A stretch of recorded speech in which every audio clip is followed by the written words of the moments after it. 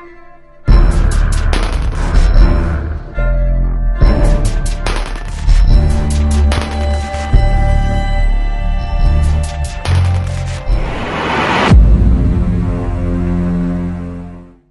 ہم افغانستان پہ گفتگو کریں گے اور جیسا کہ کہا جاتا ہے بہت ساری باتیں افغانستان کے بارے میں کہی جا سکتی ہیں اور بہت ساری باتیں اب تک ان کہی رہی ہیں. آج کوشش کریں گے کہ ان باتوں کا بھی تذکرہ ہو جو اب تک عوام کے سامنے نہیں آئی ہیں اور اس بات کا بھی جائزہ لیں گے کہ جو معاہدہ افغانستان میں جرگے کے بعد ہوا ہے، جو ڈکلیریشن جاری کیا گیا ہے، اس کے مستقبل میں پاکستان پر اور پاکستان کے قبائلی علاقوں پر کیا اثرات پڑیں گے. میرے ساتھ یہاں تشریف رکھتی ہیں ڈاکٹر خالدہ غوث، سوشل پالیسی ڈیولپمنٹ سینٹر کی سربراہ ہیں اور انٹرنیشنل افیئرز کی پروفیسر ہیں. ان کے ساتھ تشریف رکھتے ہیں جناب AR صدیقی صاحب، معروف دانشور ہیں، پرانے صحافی ہیں اور اب تک ماشاءاللہ ایکٹیو ہیں. ان کے ساتھ سیدھے ہاتھ پہ میرے تشریف رکھتے ہیں جناب شمیم الرحمان صاحب، جرنلسٹ ہیں اور بہت معروف آدمی ہیں.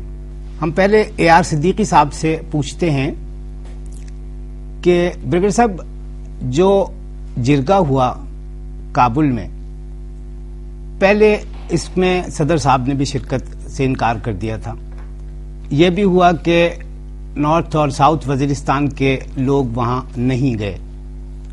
آپ کا کیا خیال ہے کہ اس جرگے سے وزیرستان میں اور ان کے ملکہ علاقوں میں اور پاکستان میں امن قائم کرنے میں کچھ مدد ملے گی؟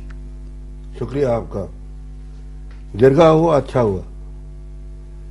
اب یہ کہ اس میں پاکستان کو کتنا فائدہ ہوتا ہے، پاکستان کی جو پالیسیز ہیں ان کی پیش رفت میں کتنا فائدہ ہوتا ہے، اور خود ہمارے جو قبائلی علاقے ہیں وہاں کی امن و امان کی صورتحال کیسی ہوتی ہے، تو میرا خیال ہے جب گفتگو آگے بڑھے گی تو اس میں اس کا ذکر بھی آئے گا مفصل. مگر یہ کہ میرے اپنے خیال میں دیکھیے، ہر چیز کے متعلق کوئی منفی سوچ مناسب نہیں ہوتی، حالانکہ سوچ جو بھی ہوتی ہے وہ منفی ہوا کرتی ہے عام طور کے اوپر. بہرحال یہ کہ جن حالات میں یہ جرگہ ہوا ہے، میں نہیں سمجھتا کہ وہ حالات بہت خوش آئند تھے، اس لیے کہ پریزیڈنٹ صاحب نے پہلے انکار نہیں کیا بلکہ واضح طور پر بتایا گیا کہ وہ نہیں جا رہا ہے، اور اس کی وجہ یہ بتائی گئی کہ چونکہ ملک میں صورتحال اچھی نہیں ہے، کچھ اس وقت اسٹیٹ آف ایمرجنسی کی بات ہو رہی تھی. پھر اب یہ چیز واضح ہو کے سامنے آ گئی ہے. کونڈیلیزا رائس صاحبہ نے ان کو ٹیلی فون کیا اس کے بعد جانے، اس میں اور بھی گفتگو ہی ہوگی، مگر یہ کہ انہوں نے خاص طور پہ مصر تھی کہ وہ ضرور جائیں، اور وہ جو اختتامی سیشن تھا اس پہ وہ گئے وہاں.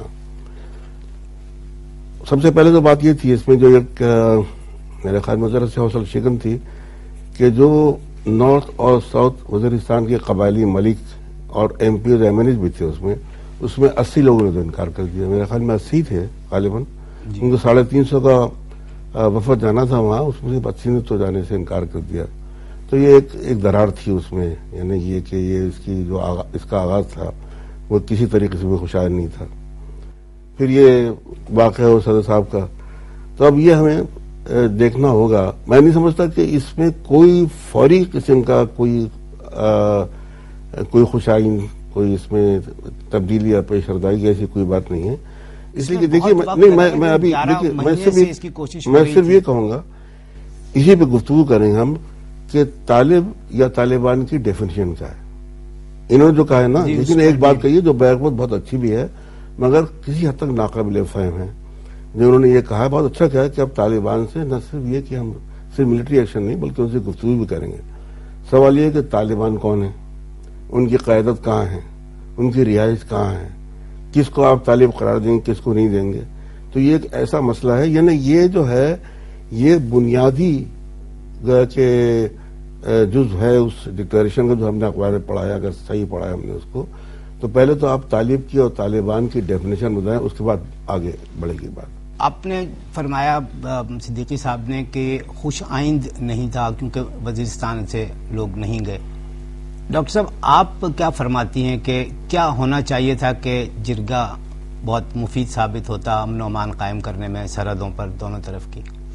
دیکھیے ادریس صاحب، جہاں بریگیڈیئر صاحب کی رائے کا میں بہت احترام کرتی ہوں، اور انہوں نے بڑی ریلیونٹ اور پرٹیننٹ ایک چیز کی طرف توجہ دلائی ہے، کیونکہ ہم نے جو ڈرافٹ آیا ہے یا ڈیکلیریشن جو آیا ہے کورٹ کا، اس میں بھی ہم نے یہ دیکھا جہاں پہ ایک طرف بات یہ ہو رہی ہے کہ وی ہیو ٹو فائٹ، اور مشرف صاحب کے بیان میں یہ چیز آئی تھی کہ we have to fight against Al Qaeda, Taliban and extremist forces. پھر آپ ایکارڈ کے اندر دیکھتے ہیں تو پھر آپ یہ بات دیکھتے ہوتے ہیں کہ آپ جہاں پہ پالیٹکس آف انکلوسیوٹی کی بات ہے کہ آپ جہاں ایک طرف سینکچوریز کو ایلیمنیٹ کریں مگر پولیٹیکل پروسیس کو آن گوئنگ کریں اور ڈفرینٹ ایکٹرز کے ساتھ ایک ایکسس اور ایک لنک یعنی کانٹیکٹ اسٹیبلش ہو. تو یہ بالکل صحیح انہوں نے کہا ہے، مگر اس کے باوجود بھی میرا اپنا خیال ہے کہ دیکھیں اب تک جتنی بھی ڈیولپمنٹس ہوئی ہیں، چاہے وہ افغانستان کی انٹرنل انسٹیبلٹی کے کانٹیکسٹ میں ہو یا ہمارے ناردرن ایریاز کے کانٹیکسٹ میں ہو یا وہاں سے نکلنے والی ملیٹنسی کے کانٹیکسٹ میں ہو یا اس کی نتائج کے طور پہ جو ہمارے سامنے ہم کنفرنٹ کرتے ہیں ایکسٹریمزم کو، ان ساری چیزوں کو مد نظر رکھتے ہوئے یہ تو سمجھ آ جاتا ہے کہ معاملہ بے انتہا پیچیدہ ہے، ان کی انٹریکسیز ہیں، اور بہت سی مرتبہ جب یہ آپ انیشیٹو اس لیول کے اوپر دیکھ رہے ہیں تو یہ بہت سے سوالات ایسے بھی نکلتے ہیں کہ آیا گراؤنڈ ریالٹیز کو کنسیڈر کیا گیا یا نہیں کیا گیا.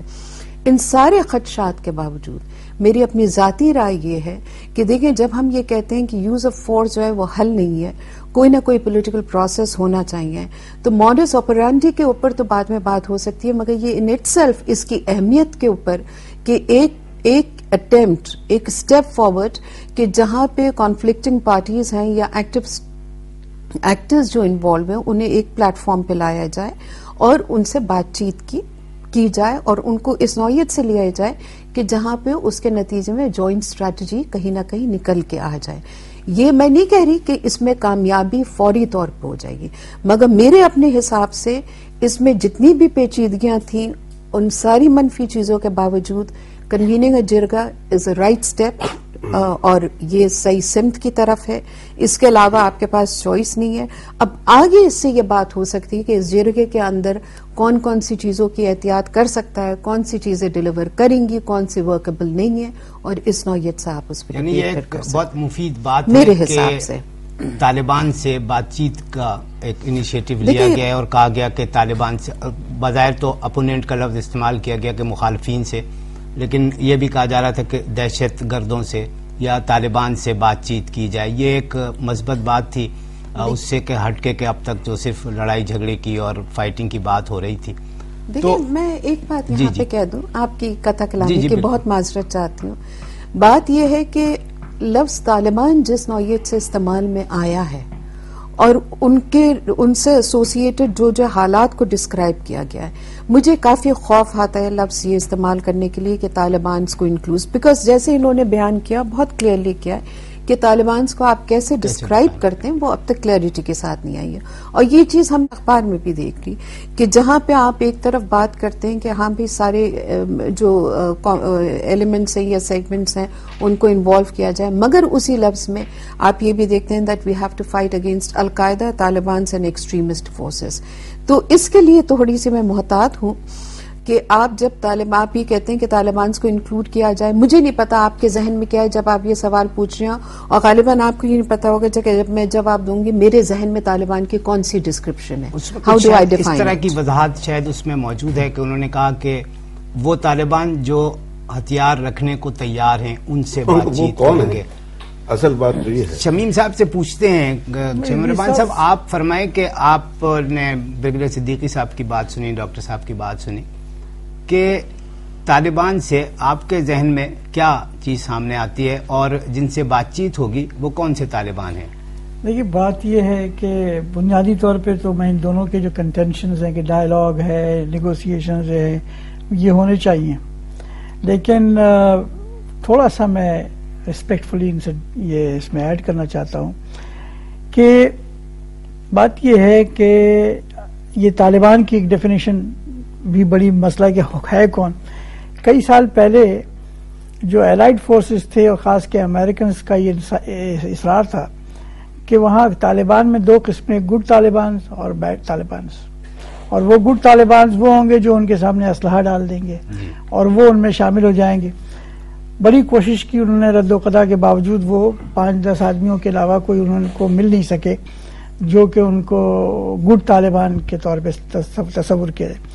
بات دراصل یہ ہے کہ جب امن کی بات ہوتی ہے اور جو ٹیررزم کا جو مسئلہ ہے، جو شورش کی جو بات ہو رہی ہے علاقے میں، وہ اس مسئلے کو اس وقت تک آپ حل نہیں کر سکتے جب تک کہ اندرونی طور پر دونوں ملکوں کے درمیان سیپریٹلی پہلے پیس ہو. یعنی افغانستان کا جو اندرونی مسئلہ جو ہے، اس کا جو انٹرنل ڈائیلاگ ہو، پہلے وہ کنسالیڈیٹ ہو. پاکستان کا جو اپنا انٹرنل ڈائیلاگ ہے اپنے ٹرائبل ایریاز کے لوگوں کے ساتھ، وہ کنسالیڈیٹ ہونا ضروری ہے. اور اس کے باوجود بعد جا کر کے آپ کراس بارڈر جو اس قسم کی جو اگریمنٹس کریں گے بائی لیٹرل جگہ، تو وہ پائیدار بھی ہوگا. دیکھیے بات یہ ہے کہ ہمارے علاقے میں بھی معاہدے بھی ہوئے، پھر ان سے آپ نے واپس بھی لے لیے. دونوں طرف سے اس میں زیادتیاں ہوئی ہیں جی. اور وہاں پہ پوری جو برسر پیکار ہیں وہ ایک طالبان کی ریوائول کہا جاتا ہے. وہی لوگ جو جنگجو ہیں، جو کمانڈرز پرانے تھے، جو کابل مخالف امریکی آپریشنز کے مخالف جو دھڑا ہے، وہ طالبان ان کی نظر میں کہلاتا ہے آج کل کے دور میں. لیکن میں نہیں سمجھتا کہ باوجود اس کے کہ ساری کچھ ڈائیلاگ ہوئے کہ یہ کریں گے اور اس طرح کریں، یہ ڈکلریشن جو آیا ہے، ایک سائزبل پاپولیشن کو باہر رکھنے کے بعد آپ کوئی اگریمنٹ افیکٹو نہیں کر سکتے. یہ چیزیں جو ہوئی تھیں، جنیوا ایکارڈ جب ہوا تھا اس میں بھی بڑے گارنٹرز تھے، امریکہ بھی، سوویت یونین، پھر وہ گورنمنٹ بنائی جا پھر سب کچھ ہوا. لیکن اس کے باوجود وہ کچھ سامنے جو آیا آپ کے پھر بون کے بعد بھی. لیکن بات یہ ہے کہ افغانستان کے اندر جب الائیڈ فورسز آئی تو انہوں نے پروونشل ریکنسٹرکشن ٹیمز کا ایک کانسیپٹ لایا تھا. انہوں نے کہا جی coupled with the use of force اصل میں ریکنسٹرکشن چاہیے، because it's a battle for the hearts and minds of the people. You don't win a battle for the hearts and the minds of the people through use of force. جس دن یہ declaration آیا ہے تو اس وقت جناب allied forces were operating across the border, cross border ہم violation ہو رہا تھا ہمارے یہاں. دے ور چیزنگ دا افغانس. طالبان جو بھی ہیں جن کو وہ کہہ رہے ہیں جو دے آر افغانس، اور افغانستان میں اگر انسٹیبلٹی ہے تو وہ ہمارے ملک پہ بھی ہوگا. کوئی سیٹلمنٹ جو ہے دیر پا نہیں ہو سکتا جب تک کہ انٹرنلی ان کا اگریمنٹ اکارڈ نہیں ہو. تو کارزائی صاحب کو چاہیے کہ وہ پہلے اپنے جو گارنٹرز ہیں اس کے، جو بھی جنہوں نے یہ جرگہ کرایا ہے، ان کو یہ باور کرائیں کہ بھائی پہلے آپ جو طالبان جو بھی ہیں دے آر افغانس. اہم بات یہ ہے کہ اندرونی طور پہ امن ہونا چاہیے، اور اندرونی طور پہ جب تک امن نہیں ہوگا پاکستان میں اور بھارت میں، پاکستان میں اور افغانستان میں، اس وقت تک باقی معاملات طے نہیں ہو سکتے.